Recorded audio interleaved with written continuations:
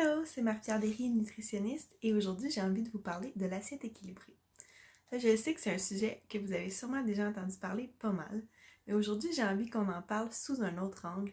J'ai envie qu'on jase d'assiette équilibrée pour que ce soit beau, bon, pas cher. Donc aujourd'hui, j'ai envie de vous montrer différents ingrédients express qui peuvent être pratiques d'avoir sous la main pour se concocter des repas vraiment rapidement. Et aussi, on va terminer ça avec des exemples de repas express qui prennent pas beaucoup d'ingrédients et pas beaucoup de temps à cuisiner. Donc, on part ça tout de suite. Je vous mets l'assiette équilibrée là, en image. Donc, un petit rappel vite. L'assiette équilibrée, c'est quoi? C'est une assiette qui peut nous donner tous les éléments nutritifs qu'on a besoin et qui va aussi favoriser une glycémie qui est dans les cibles après les repas. Donc, c'est une assiette qui a la moitié en légumes. Après ça, on a un quart en féculents. Les féculents, c'est les produits céréaliers et les aliments qui sont plus riches en amidon, comme les pommes de terre et le maïs. Et on va aussi avoir l'autre quart qui est constitué d'aliments protéinés. Donc, dans les aliments protéinés, on a la viande, la volaille, les poissons. On a des protéines végétales aussi comme les noix, les graines, le tofu, les légumineuses. On va aussi avoir les œufs dans ce groupe-là et les produits laitiers qui sont plus riches en protéines là, comme le lait, le yogourt, le fromage. Ça, c'est pour l'intérieur de l'assiette. Après ça, on a les fruits qui sont sur le côté, donc qui peuvent être soit en dessert ou en collation. Et on a aussi un verre d'eau, donc pour nous rappeler que la boisson de choix pour s'hydrater, ça devrait être de l'eau. L'autre élément que vous voyez sur cette image-là, c'est des aliments qui sont comme dans une zone jaune. Ça, c'est les aliments qui contiennent des glucides. Donc, on a bien sûr nos féculents, on a nos fruits, mais on a aussi certains aliments protéinés qui vont amener des glucides en même temps que des protéines. Donc, on a justement le lait, le yogourt et les légumineuses. Donc ça, c'est pour la théorie de base d'assiette équilibrée. Et là, rentrons dans le vif du sujet pour aujourd'hui. Donc, dans les légumes, c'est un groupe qui souvent demande de l'adaptation, de l'ajustement. C'est souvent celui-là avec mes clients qu'on travaille en premier, donc d'ajouter des légumes à l'assiette. Puis l'important, là, c'est qu'il y en ait des légumes, peu importe la forme que vous les choisissez. Donc, que ce soit des crudités, de la soupe, du potage, des légumes congelés, des légumes cuits, des légumes frais, de la salade, n'importe quoi. L'important, là, c'est que vous trouviez une façon d'inclure des légumes à vos repas et que vous les aimiez, bien entendu. Dans l'optique de sauver de temps, moi, il y en a certains que je garde toujours au frigo, entre autres des crudités, mais des crudités qui ne demandent pas beaucoup de temps à préparer. Donc, ça peut être, comme on voit ici sur l'image, des bébés carottes, des petites tomates cerises, les concombres libanais, les mini poivrons. Donc ça, c'est des choses qu'on peut facilement là, ajouter dans notre assiette ou amener dans notre lunch, puis qui ne demandent pas de préparation. Il y a les salades déjà préparées aussi qui peuvent être une option pour sauver du temps. Donc ça peut être les bébés épinards, les mélanges printaniers, le mesclun, la roquette. C'est toutes des salades là, qu'on peut acheter dans des petites barquettes de plastique. Mais on n'y pense pas nécessairement, mais il y a aussi les salades comme les salades de choux ou les carottes déjà râpées qu'on peut utiliser, bien entendu, dans une salade, mais qui peuvent aussi être super intéressants pour préparer un sauté, une soupe, une sauce. Donc, on peut les réutiliser là, dans d'autres recettes. Finalement, on a bien entendu nos légumes congelés et nos légumes en conserve qui sont déjà préparés. Les légumes surgelés, ben, ils sont déjà pelés, lavés, coupés, il reste juste à les faire réchauffer. Et la valeur nutritive est vraiment super bonne. Des fois, c'est une crainte qu'on a avec les légumes surgelés, mais ils sont congelés tout de suite après avoir été cueillis, donc ils sont vraiment comme à leur pic de fraîcheur. Et la congélation, ça fait perdre peu de nutriments. Donc, c'est vraiment une bonne option. C'est sûr que si les légumes congelés, vous les avez mangés seulement bouillis dans de l'eau, je peux comprendre que ce soit plate et que la texture soit pas super intéressante. Donc, il faut leur donner de l'amour un peu pour que ce soit le fun à manger. Vous pouvez les faire sauter à la poêle dans une huile d'olive avec des fines herbes. On peut aussi les faire rôtir au four avec d'autres aliments comme un repas sur une plaque par exemple. Donc ça peut être des belles utilisations pour ça. Ça fait aussi des très bons potages rapides. Donc on peut faire revenir des oignons avec nos légumes surgelés, couvrir de bouillon, laisser mijoter, puis après ça réduire ça en purée. Et on a une soupe là, qui a été vraiment rapide à faire. Ensuite, les légumes en conserve. Ceux qui sont les plus intéressants à choisir du point de vue nutritionnel, ben c'est les conserves qui n'ont pas de sel ajouté. Puis maintenant, il y en a là, dans vraiment plein de marques. Donc autant les marques maison que les plus grandes marques maintenant vont avoir des légumes sans sel ajouté. Donc voilà mes petits trucs d'aliments express pour le groupe des légumes. Maintenant, si on va regarder du côté des féculents, des produits céréaliers, il y a certaines choses qu'on peut avoir sous la main pour en ajouter facilement au menu. Premièrement, il y a tout ce qui est pain de grains entiers, multicéréales. Oui, les pains tranchés qu'on prend pour les toasts ou pour les sandwichs, mais j'aime varier aussi, puis avoir des pains plats à la maison, que ce soit des tortillas, des pains nan, des pains pita. Donc on trouve tous ces pains-là aussi là, de grains entiers, puis c'est des choses qui se congèlent bien, qu'on peut conserver longtemps. Après ça, il y a des options maintenant qui sont juste à réchauffer, comme par exemple les mélanges de grains entiers Minute Rice ou encore dans la marque maison de certaines épiceries comme Menu Bleu, on voit des mélanges de quinoa, blé entier, orge. Donc c'est toutes des choses qu'on peut avoir au garde-manger puis qui se réchauffent rapidement. Quand on regarde la liste des ingrédients, là, il y en a plusieurs de ceux-là qui contiennent vraiment pas beaucoup de sel, donc c'est des options super intéressantes. Après ça, dans les autres grains entiers, il y a maintenant des pâtes à base de légumineuses. Donc pour ceux qui n'aiment pas trop le goût des pâtes de blé entier, on trouve maintenant aussi des pâtes à base de lentilles, de pois chiches, de quinoa. Donc c'est toutes des très bonnes sources de fibres qu'on peut intégrer au menu maintenant, puis qui se trouvent facilement là, dans la majorité des épiceries. On a aussi des craquelins qui peuvent être pratiques d'avoir à la maison pour avoir un petit accompagnement qui est vraiment rapide à préparer. On a juste besoin de les sortir de la boîte et de les ajouter à notre assiette. Donc si on se fait exemple une soupe ou une salade, on peut avoir les petits craquelins à côté. Je vous ai mis l'exemple des triscuits, mais il y en existe d'autres sur le marché qui sont riches en fibres. Et le dernier truc que je voulais vous donner, c'est la congélation. En fait, tout ce qui est grains entiers, que ce soit du riz brun, de l'orge, du quinoa, des pâtes de blé entier, c'est toutes des choses qui se congèlent bien. Donc si on ne veut pas cuisiner notre accompagnement comme ça là, à tous les jours, on peut se faire un gros chaudron, exemple de quinoa, qu'on va portionner après ça en plus petite quantité, puis qu'on va congeler. Donc si un soir je veux me faire un accompagnement rapide de quinoa, j'ai juste à prendre mon bloc congelé et le mettre dans de l'eau bouillante, réchauffer 1 à 2 minutes et c'est déjà prêt. Donc d'avoir des grains comme ça peut permettre de se faire rapidement un repas complet en ajoutant ça, exemple, dans une salade, dans une soupe, pour faire la base d'un bol repas ou un pokéball. Donc c'est des choses qui peuvent être très pratiques. Ensuite, on passe au groupe des aliments protéinés. Là aussi, j'ai des petits aliments que j'aime bien avoir à la maison, soit au garde-manger, au frigo, au congélateur, qui sont comme des bases pour nous faire des repas facilement. J'aime beaucoup avoir des edamame ou edamame, je sais pas trop la prononciation, ça change d'une personne à l'autre, mais en fait, c'est des fèves de soya qui sont écossées et congelées. Donc, c'est une très bonne source de protéines.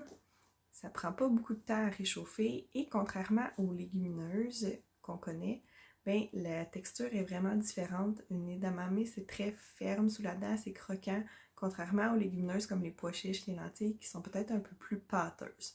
Donc si vous n'aimez pas ce côté-là des légumineuses, je pense que les fèves de soya, ça peut être une belle option à intégrer au menu.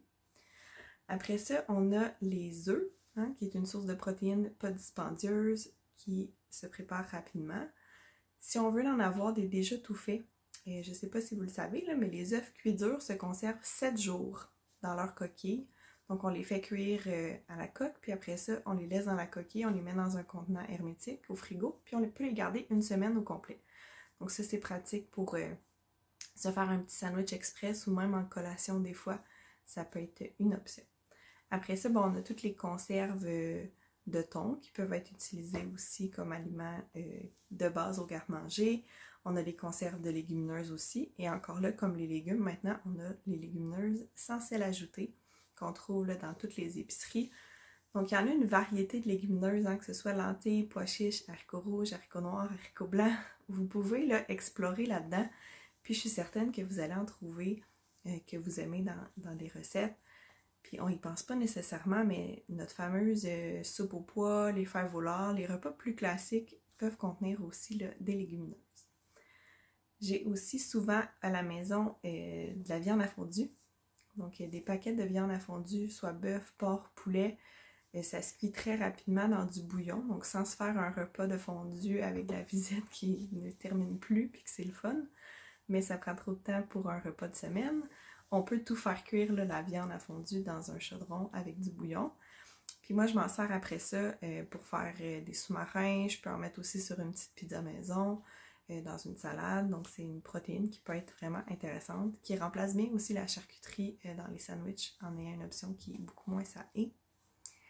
Le petit poulet de rôtisserie là, qu'on trouve à l'épicerie, ça peut être aussi une belle option. C'est beaucoup moins salé, encore une fois, que les charcuteries. Avec un petit poulet, ben, on peut se faire quand même plus qu'un repas. Donc, c'est quelque chose qui est quand même versatile et qui reste assez économique. Et pour terminer, ben, on a les fromages aussi qui sont une source de protéines qui ne demandent pas de préparation. Ça peut être le fun de varier aussi, donc d'avoir fromage suisse, Gouda, Monterey Jack. Donc, ça peut nous permettre de faire des recettes là, qui font différent. Maintenant qu'on a fait le tour du frigo, du garde-manger, du congélateur et qu'on a des idées d'aliments qui sont pas longs à préparer, j'ai envie de vous donner des idées de repas express. Donc des repas qui se font avec des ingrédients de base et qui sont aussi pas longs à cuisiner. Première idée que je peux vous donner, c'est de se faire des petites pizzas maison. Donc avec les pains plats qu'on parlait tantôt, que ce soit le tortilla, le pain pita, même les pains nan, on peut facilement s'en servir de base pour faire une pizza avec un petit peu de sauce tomate ou une sauce pizza du commerce. On se rajoute une source de protéines là-dessus. Ça peut être du poulet cuit, ça peut être une viande à fondue comme on a parlé. Ça peut être aussi des légumineuses. Après ça, on rajoute les légumes au choix, puis on met du fromage. Donc, on a un repas qui est complet, hein, qui contient à la fois notre produit céréalier, nos légumes et notre protéine. D'autres idées comme ça de repas rapides, ça peut être à base d'œufs. Donc, ça peut être une omelette avec craquelin ou toast et des légumes à l'intérieur ou une salade d'accompagnement. Ça peut être un repas qui est facile à faire aussi. On a les fameux sandwichs aussi, hein. Ça n'a pas besoin d'être compliqué, une assiette équilibrée. Un sandwich avec du poulet cuit ou des œufs avec une poignée de crudités. Vous avez tout ce qu'il faut pour avoir un repas complet. Tantôt, je vous parlais de viande à fondue que j'aime bien faire cuire dans du bouillon. Ben, ça peut faire des très bons sous-marins. Hein? Donc, on peut utiliser un pain à sous-marin, mettre la viande à fondue, des oignons, des poivrons, du fromage, puis servir une salade en accompagnement, une soupe ou des crudités. Et là, on a un repas complet aussi. Maintenant, on va enchaîner avec des idées qui sortent peut-être un petit peu plus de l'ordinaire. Et j'aime beaucoup me préparer une soupe repas à l'asiatique express. Donc, je vais partir d'un bouillon sans sel du commerce qu'on achète là, en Tetra Pak, auquel je vais ajouter des légumes que j'ai sous la main, exemple des champignons, des poivrons, des pois mange-tout, des carottes râpées ou même un mélange de légumes surgelés. À ça, ben, ça me prend un produit céréalier. Souvent, je vais utiliser les vermicelles de riz qui prennent juste 5 minutes à réchauffer et une source de protéines. Puis là, vous pouvez laisser aller votre imagination. Ça peut être des crevettes, du poulet cuit, des edamame, vraiment ce qui vous tente. Puis ce qui va nous donner les saveurs asiatiques, ça va être beaucoup au niveau des aromates. Donc on peut mettre du gingembre, de l'ail, de la coriandre, des oignons verts. Ça fait une soupe qui est vraiment rapide à faire puis qui est super bonne.